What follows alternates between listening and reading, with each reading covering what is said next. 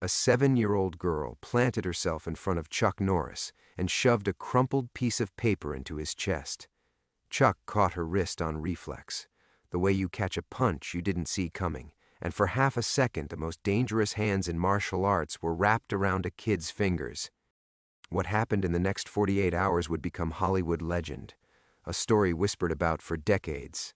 Because that little girl didn't flinch, she didn't cry. She looked up at a man who had knocked out more fighters than most people had met, and she said 5 words that cracked something open inside him he didn't even know was sealed shut. But I'm getting ahead of myself. Let me take you back. It was 1990. Chuck Norris was standing outside a community center in Houston, Texas. He was there for a ribbon cutting. Some local politician had invited him, shook his hand too hard, smiled for the cameras. Chuck did what Chuck always did at these things. He showed up, said a few words, posed for photos, and looked for the exit. He was wearing a plain white button-down, sleeves rolled to the elbows, and cowboy boots that had actual dust on them. This wasn't a Hollywood appearance. This was a Tuesday.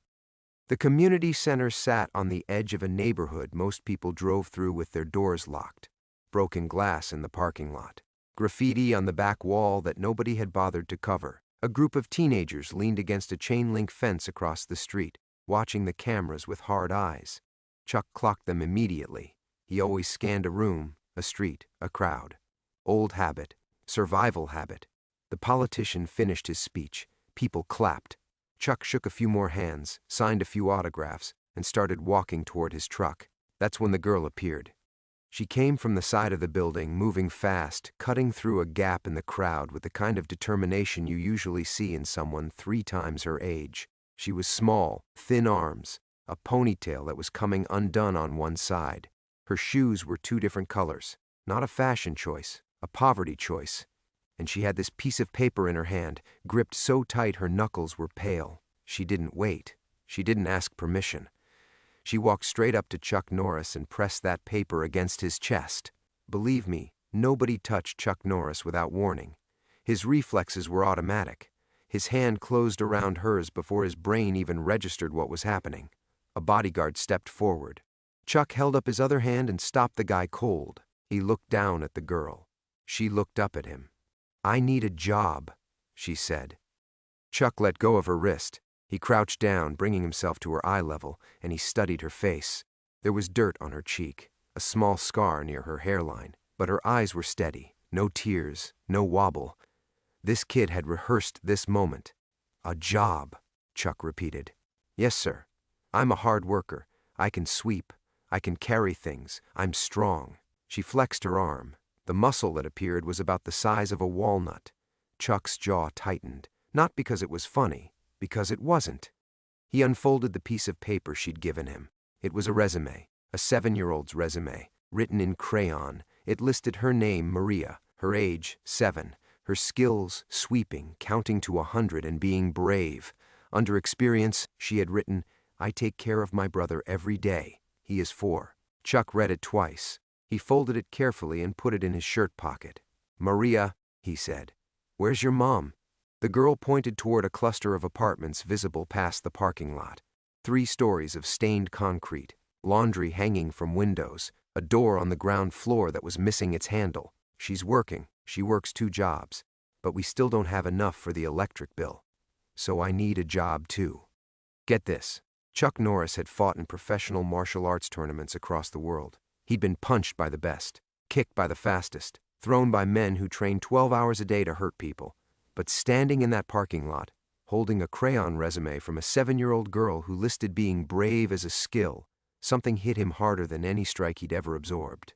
He stood up. He looked around. The cameras were gone. The politician was gone. The crowd had scattered. It was just Chuck, the girl, the bodyguard, and the teenagers across the street who were still watching. "Show me," Chuck said. Maria blinked. "Show you what?" "Show me where you live." The bodyguard put a hand on Chuck's arm. Chuck looked at the hand. The bodyguard removed it. They walked. Maria led Chuck across the parking lot, through a gap in a fence, and down a cracked sidewalk toward the apartment complex. She walked fast, her mismatched shoes slapping the concrete. Chuck matched her pace. The bodyguard trailed behind, scanning every shadow. Here's what nobody tells you about that neighborhood. It wasn't just poor, it was forgotten. The city had stopped fixing the streetlights 2 years earlier. The nearest grocery store was a 40-minute bus ride. Kids didn't go to after-school programs because there weren't any. They went home and locked the door, or they went to the street and learned a different curriculum. Maria stopped at a ground-floor apartment. She knocked 3 times, paused, then knocked twice more. A code. A little boy opened the door. 4 years old, barefoot, holding a stuffed animal that had lost most of its stuffing. "This is Danny," Maria said. "I watch him while Mom's at work." Chuck stepped inside. The apartment was small. 1 bedroom, a kitchen with a hot plate instead of a stove. The refrigerator hummed loud, working hard, and when Chuck glanced at it, he could see it was nearly empty. A gallon of milk, some bread, a jar of peanut butter. That was it. But here's what stopped him. The apartment was clean, spotless. The floor had been swept. The dishes were stacked neatly. Danny's shoes, both matching, were lined up by the door. Maria ran this household. A 7-year-old ran this household. Danny tugged on Chuck's pant leg. "Are you the karate man?" Chuck crouched down again. "Yeah, buddy. I'm the karate man. Can you teach me to kick?" Chuck showed him a basic front kick. Danny tried it, fell over, laughed, and tried again. Maria watched from the doorway with her arms crossed, and the look on her face wasn't a kid's look. It was the look of a mother watching her child play. She was 7. She was already ancient. Chuck stood up. He turned to Maria. "You said you want a job." "Yes, sir." "What if I told you I have something better than a job?" Maria's eyes narrowed. She was suspicious. "Good. Suspicious kept you alive in this neighborhood." "Like what?" "Like a school. A place where kids like you and Danny can go after regular school, where you learn martial arts and homework help and somebody makes sure you eat dinner. I swear this happened." Maria looked Chuck Norris dead in the eyes and said, "That doesn't exist." And Chuck Norris said, "Not yet." He walked out of that apartment and called his wife, Gina, from a payphone on the corner. He told her everything. The girl, the resume, the empty fridge, the clean floor, the little boy doing front kicks in a 1-bedroom apartment. And then he said something that would change the trajectory of his entire life. "I've been fighting the wrong fights." Now listen, Chuck Norris in 1990 was not struggling. He had Walker, Texas Ranger coming. He had movie deals. He had money, fame, a legacy in martial arts that would outlive most monuments. But standing in that parking lot, watching Maria disappear back into an apartment building that the world had written off, he felt something he hadn't felt since his first tournament loss decades earlier. He felt beaten. Not by a person, by a situation, by the sheer weight of what he'd just seen.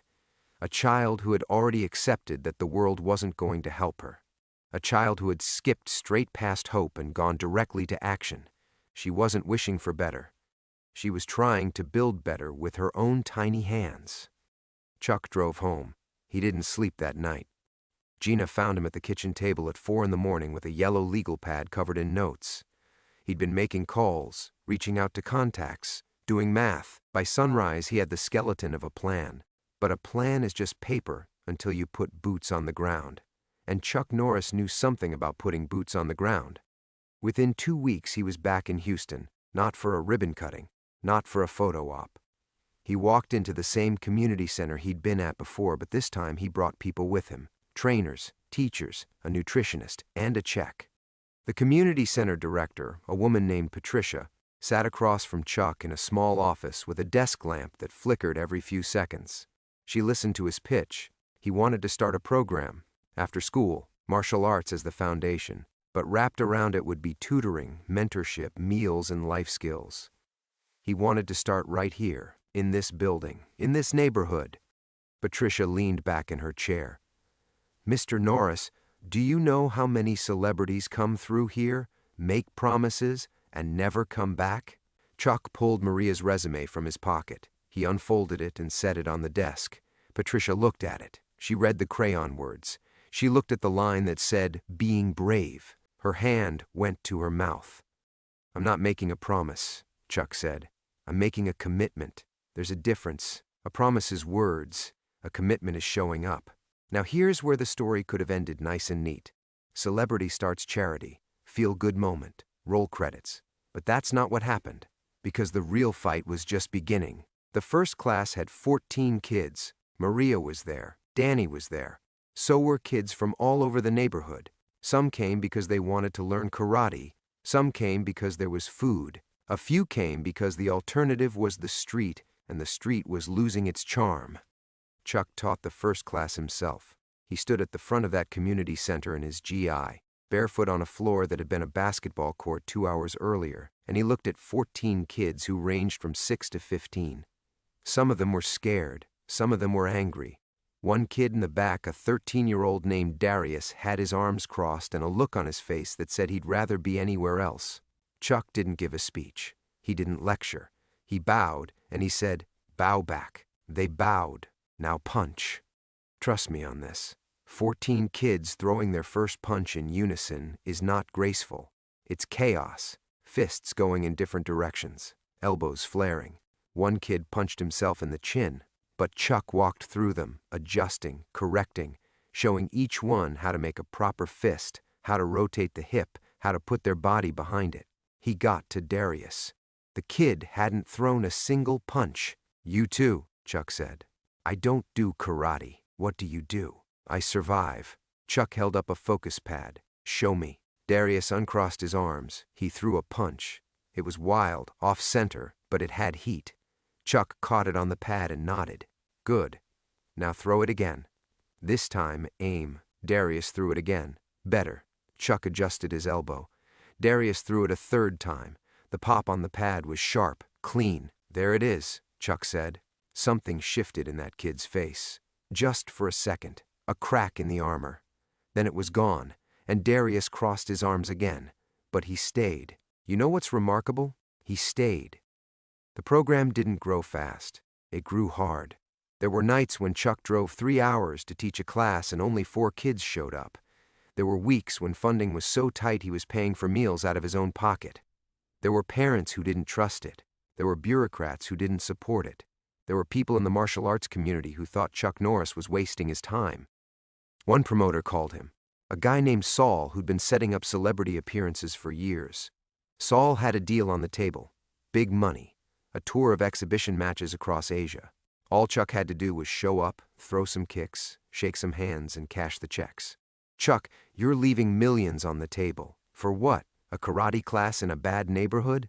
Come on." Chuck was standing in the community center when he took that call. Maria was 10 feet away, helping Danny tie his belt. She'd moved up 2 ranks in 3 months. Danny could count to 1,000 now. He could also throw a sidekick that would make a grown man wince. "Saul," Chuck said, "I'll call you back." He never called back. But here's the thing that broke the program wide open. It wasn't Chuck's fame. It wasn't his money. It was Maria. 6 months in, a local news crew showed up to do a story on the program.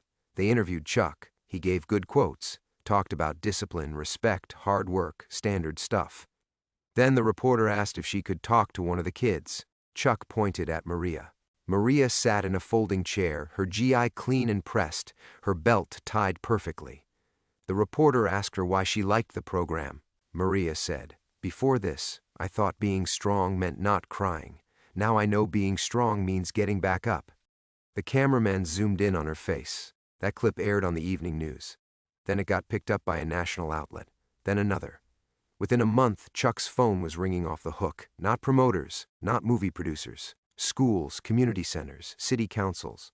Everyone wanted to know, how do we start this in our neighborhood? And this is where Chuck Norris did something that separated him from every other celebrity who'd ever dabbled in charity. He didn't franchise it. He didn't slap his name on it and let someone else run it. He built a system. He called it Kick Drugs Out of America, and later it evolved into Kickstart. He created a curriculum. He trained instructors. He established standards. Every school that joined had to follow the same principles: discipline, respect, effort, and showing up. No shortcuts, no trophies for breathing. You earned your belt or you didn't get one. By 1992, the program was in 10 schools. By 1995, it was in 40. By 2000, it was in over 100, serving thousands of kids across Texas. And the numbers were staggering. Kids in the program had higher grades, better attendance, fewer disciplinary problems, and dramatically lower dropout rates than their peers. But numbers are just numbers until you see the faces. Let me tell you about Darius. Remember Darius? Arms crossed. Didn't want to be there. That kid became one of the program's first success stories. He earned his black belt at 16. He graduated high school with honors. He went to college on a scholarship. And then he came back. He came back to the same community center, stood on the same basketball court, and taught the next class of kids who didn't want to be there. He stood where Chuck had stood, and he said the same thing Chuck had said to him. Show me. And mark my words, that's how legacies actually work, not through trophies or box office numbers or Wikipedia pages. Through one person standing in front of another and saying, show me what you've got. But I haven't told you about the hardest night. The night that almost ended everything. It was 1993. Chuck was driving to the community center for a Friday evening class. He was tired. He'd been on set all week filming Walker, Texas Ranger, and he'd driven straight from Dallas to Houston without stopping. 4 hours. His back hurt. His knees were reminding him of every tournament fight he'd ever had. He was 53 years old, and his body was sending him memos he didn't want to read. He pulled into the parking lot and saw the police lights. 2 squad cars, an ambulance. A crowd gathered near the entrance. Chuck got out of his truck and pushed through. Patricia met him halfway, her face tight, her hands shaking. It's Darius, she said. Darius was sitting on the curb with a paramedic pressing gauze to the side of his head. Blood on his shirt, blood on his hands. His eyes were somewhere else entirely. Here's what happened. A group of older guys from the neighborhood had cornered Darius after school. They wanted him to run deliveries. He said no. They didn't accept no. One of them hit him with a bottle. Chuck knelt beside him. Darius wouldn't look at him. They said the program is a joke, Darius muttered. They said I'm wasting my time. They said karate doesn't stop a bullet. Chuck didn't answer right away. He took the gauze from the paramedic and held it to Darius's head himself. Steady pressure. The blood was slowing. They're right about one thing, Chuck said. Karate doesn't stop a bullet. Darius finally looked at him. But it stopped you from getting in that car with them. And that's the fight that matters. The ambulance took Darius to get stitched up. Chuck went inside and taught the class. 14 kids. Same number as the first class. A few of them had heard about Darius. They were scared. One girl in the front row was crying. Chuck didn't address it directly. He didn't give a speech about violence or gangs or staying on the right path. He taught the class. Kicks, punches, forms. He worked them hard, harder than usual. By the end of the hour, every kid in that room was drenched in sweat, breathing heavy and standing tall. As they bowed out, Chuck said one thing. Same time next week. That was it. Same time next week. The world outside was chaos, but inside these walls, there was a schedule, there was a structure. There was someone who showed up. You want to know something? That's the part most people miss about Chuck Norris. The internet turned him into a meme. Chuck Norris doesn't do push-ups, he pushes the earth down. Chuck Norris counted to infinity twice. Funny stuff. Great jokes. But the actual Chuck Norris wasn't a punchline. He was a guy who drove 4 hours after a 12-hour workday to teach kids how to throw a punch and eat a hot meal. The meme is fiction. The man was showing up every single week. Now let me take you forward, because the story of Maria isn't over. Maria stayed in the program. She moved through the ranks. White belt, yellow, orange, green, blue, brown. Each one earned, each one fought for. She was small and stayed small, but she was fast and she was relentless. Other kids had more natural talent. Maria had more hours on the floor. By the time she was 12, she was helping teach the younger kids. By 14, she was running warm-ups. By 16, she was the senior student in the program, and she wore her brown belt with the kind of quiet authority that made new kids stop talking when she walked into the room. But here's the thing I haven't told you. During all those years, Chuck kept that crayon resume. He kept it in his wallet, not folded neatly anymore. It was soft, worn at the creases, the crayon fading, but it was there. Every time he opened his wallet, he saw it. Every time he doubted whether any of this mattered, whether he should have taken Saul's deal and done the exhibition tour, he saw the word brave written in blue crayon by a 7-year-old girl who had already given up on adults. He never told Maria. He never showed it to cameras. It was his, a private compass that pointed him back to center every single time. The decisive moment came in 1997. Maria was 17. She was about to test for her black belt. The test was brutal. Chuck designed it that way on purpose. 4 hours of physical and mental challenges, sparring, forms, board breaks, a written exam, and at the end, a verbal interview where you had to explain what martial arts meant to your life. 30 kids started the test that day. By hour 2, 8 had dropped out. By hour 3, 12 more were gone. 10 kids made it to the sparring round. Maria was one of them. Her sparring partner was a boy named Marcus, 6 inches taller, 40 pounds heavier. Marcus was good. Quick hands, solid kicks, and he had the reach advantage of a crane over a sparrow. No, scratch that. He was just bigger, way bigger. The room was full. Parents, instructors. Chuck sat in a chair at the front, arms folded, watching. Marcus came out aggressive. He threw a combination that backed Maria into a corner. She absorbed the first 2 strikes on her forearms, pivoted left, and countered with a hook kick that caught Marcus on the shoulder. He stumbled. She pressed forward. For 3 minutes they went back and forth. Marcus landing body shots, Maria firing back with speed and angles, neither one giving ground for long. Then Marcus caught her with a spinning back fist. Clean, right on the temple. Maria's head snapped sideways. Her knees buckled. She hit the floor. The room went quiet. Chuck leaned forward in his chair. His hands gripped the armrests. Patricia, standing behind him, put a hand on his shoulder. He didn't move it. Maria was on her hands and knees, blood on her lip. The referee started counting. Listen to me. What happened next is why this story exists. Maria put one foot on the floor, then the other. She stood up. She wiped the blood from her lip with the back of her hand, and she looked at Marcus, and she raised her guard. Marcus hesitated, just for a second. He'd expected her to stay down. Everyone had expected her to stay down. She didn't. The next 60 seconds were the best 60 seconds of fighting that Community Center had ever seen. Maria threw combinations she'd drilled 10,000 times. Low kick to the thigh, jab to create distance, reverse punch through the center line. Marcus covered up, tried to counter, but she was moving, always moving, attacking from angles he couldn't predict. With 15 seconds left, she landed a ridge hand strike to his midsection that folded him forward. Then she stepped back, reset her stance, and waited. Marcus straightened up. He bowed. She bowed. The sparring was over. Chuck hadn't moved. His knuckles were white on the armrests. Maria passed every remaining portion of the test. The forms were sharp. The boards broke clean. And when she sat for her verbal interview, the examiner asked her one question. What does martial arts mean to you? Maria was quiet for a moment. Then she said, When I was 7, I asked Chuck Norris for a job. He gave me something I didn't ask for. He gave me a reason to believe I was worth more than what I could sweep off a floor. Chuck stood up from his chair. He walked to the front of the room. He held a black belt in his hands. New, crisp, her name embroidered on one end. He wrapped it around her waist and tied it himself. His hands were steady.